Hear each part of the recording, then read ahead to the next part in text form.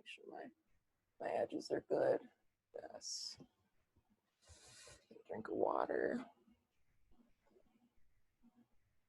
Hey everybody, I'm Kim. I'm back for another week of Avenues of Wisdom. If you haven't been here before, I shed light on all things light, love, and wisdom. But I'm also an occupational therapy student. And this week I got a woman on here. She's awesome. She's powerful. She uses her voice. She's also got a YouTube channel, Deerenee's OT Chronicles. She sheds things on all lifestyle, beauty, and especially her experience as an occupational therapy student right now. And we're both Black women, and we want to spotlight our message and what we're here for, and express our need for diversity in the world of occupational therapy and in healthcare. And we want to make that not a need, we want to make that a reality, because that's what it is. So stay tuned for this interview, and I'm so excited to share this with you. Don't forget to subscribe, don't forget to like and comment if you resonate with anything that we talk about, because we all feel the same and we all have similar stories. You know what? Watch us shine.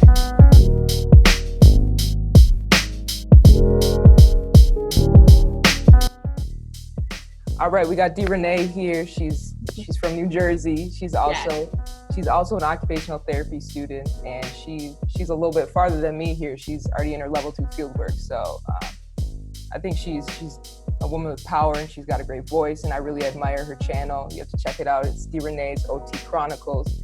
And she spotlights everything on her experience in OT and also beauty and lifestyle. So I urge you to check that out. And that's where I found her, on one of her videos of why we need diversity in occupational therapy.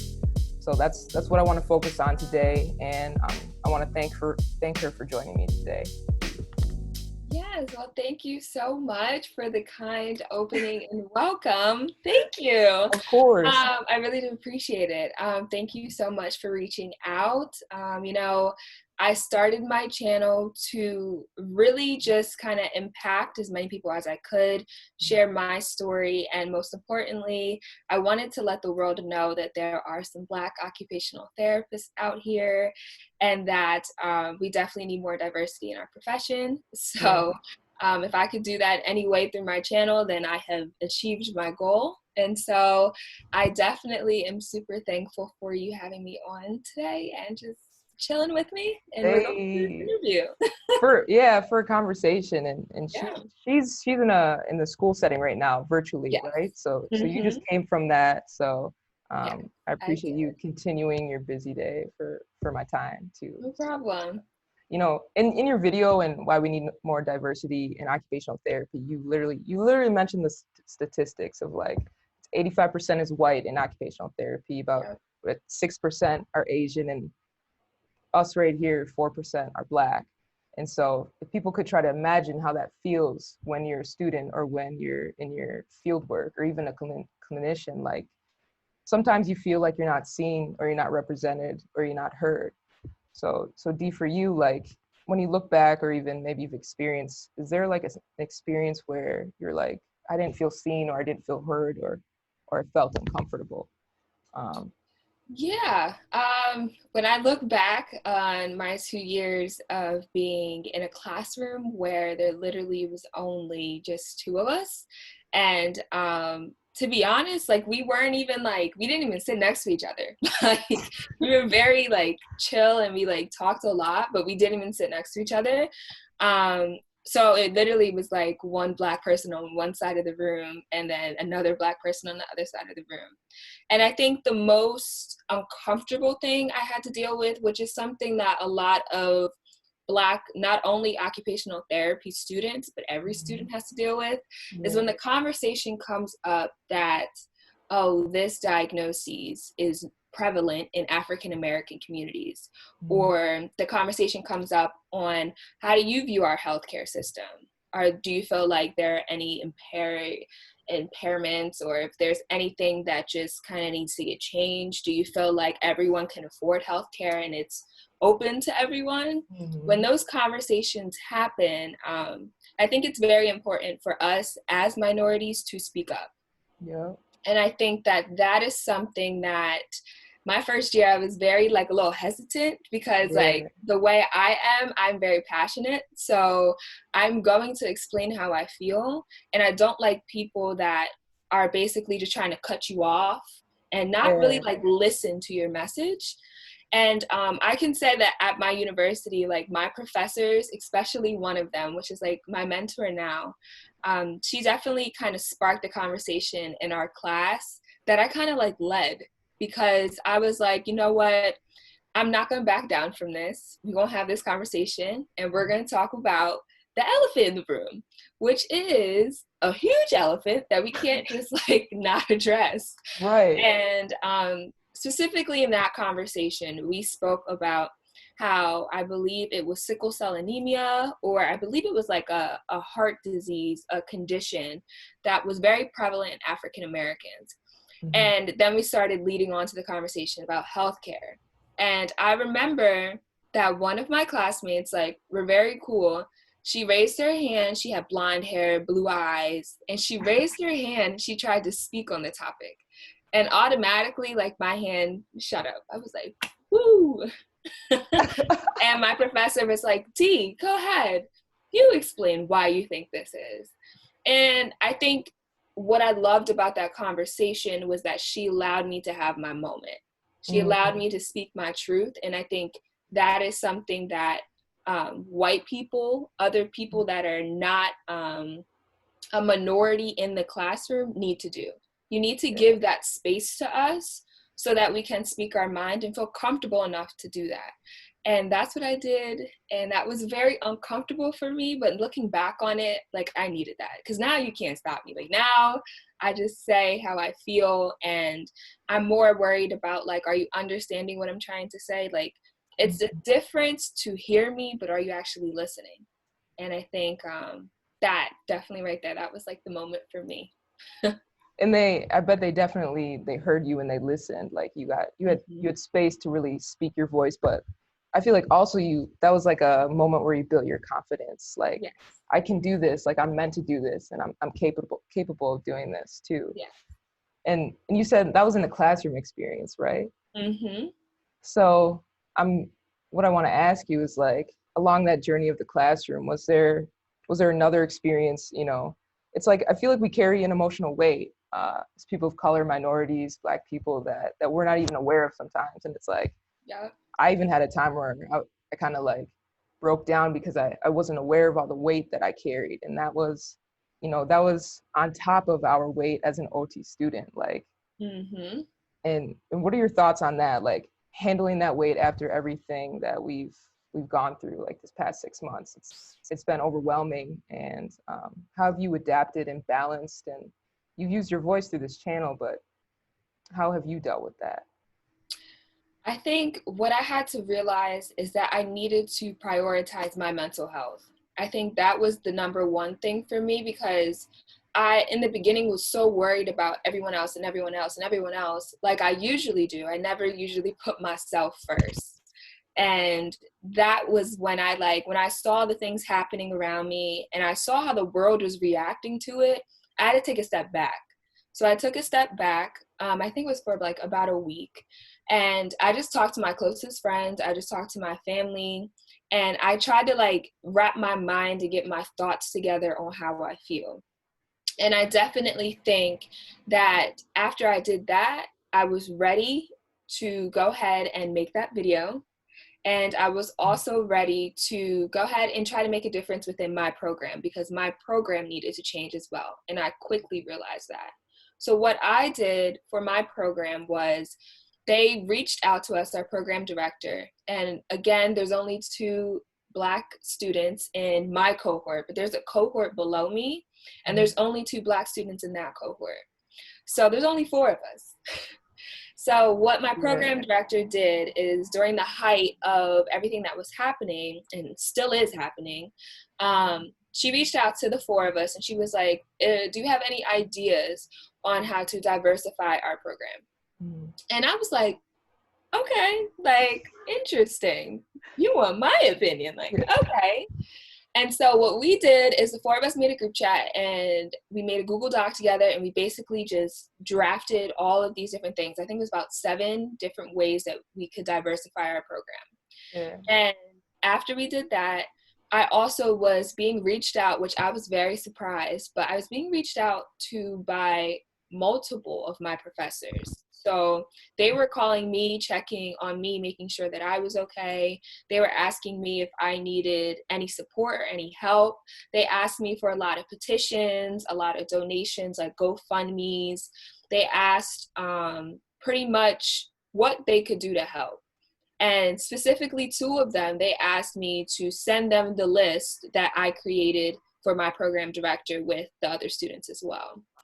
And now one of those professors, she actually left our program and she works at a whole nother program at a whole different school. And she took that list with her. And now she's implementing the different things on that list at that program.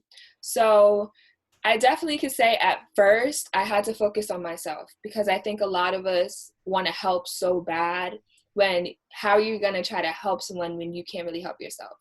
So I definitely needed to focus on myself first. And then after I did that, I was able to then go ahead and help as many people as I possibly could. See, it's like you made an impact. You and your group of people just like drafting that document, like, and then she brought it to her other program, which made a change, because like those students there, now they're going to be like seen and heard. Exactly. And for you to for you to realize and take care of yourself first is another thing, even for you probably going forward and like juggling all this field work and stuff. And you basically just talked about a solution. That's what I respect, is that that's a solution for what's going on right now.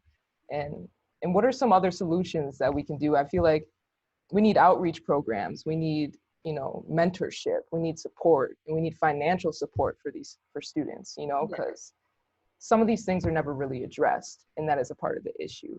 But as far as solutions, what is your input on the solutions that we can have so that we can stop this cycle of like, we need diversity? Like, I feel like it's a reality and it should be a reality. I definitely agree with that. So some solutions that I, off the top of my head, can think of are definitely, I really don't like how expensive it is to apply to OT school. Like, I feel like that right there just deters so many minorities away, because not everyone can afford all of these applications and afford the OT cast and afford all these different things. Right. So I feel like if that is a barrier or some kind of obstacle that can get defeated or wall that can get broken down, that needs to get done. And I spoke about this actually in class to one of my professors, and I don't think she took me seriously when I said it, but I was so serious, because we were talking about AOTA. And she was like, yeah, you can present different kinds of amendments to basically the protocols that they have. And I was like, oh, well, how about diversity? Has anyone ever presented like an amendment on diversity, specifically addressing like the financial barriers that are in place within our profession? She was like, no. I was like, I'm gonna be the first one. I was like, I'm definitely gonna be the first one. Literally, and I definitely think that financial barrier has to go.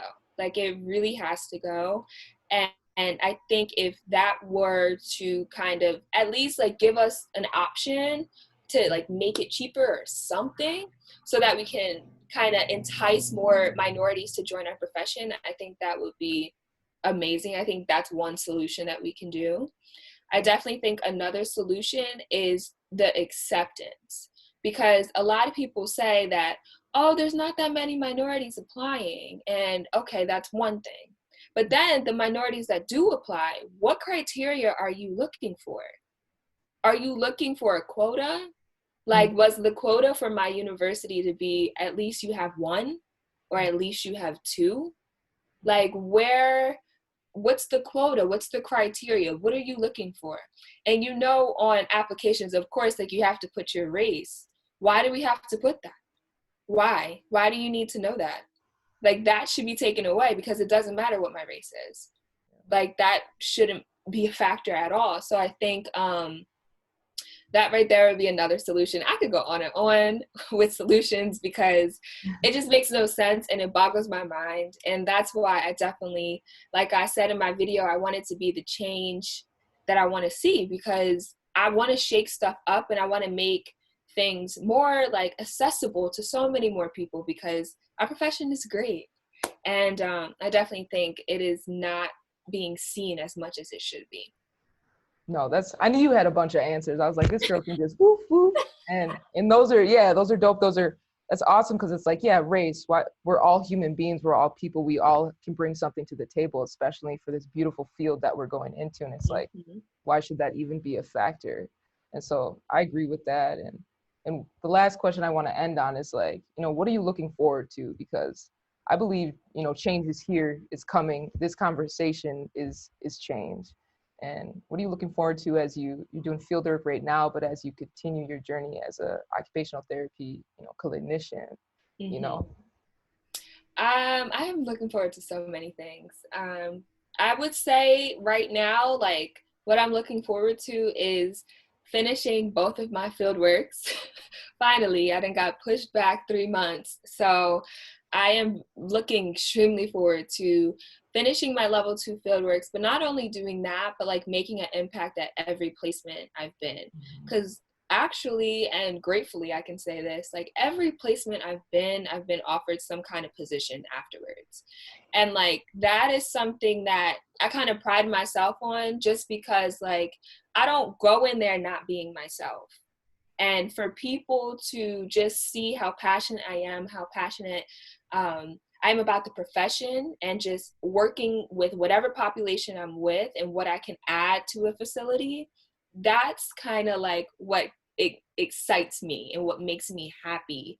And I look forward to that. But as far as long term, I look forward to opening my own practice. And that definitely is like I'm definitely getting that done, hopefully by the age of 40.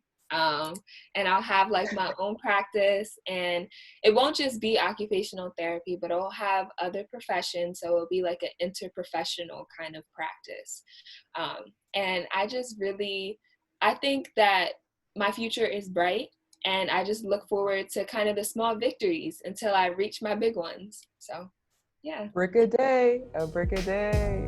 Yo, see, everyone, Deerenee, she's gonna have her own place here. She's gonna be running the whole thing.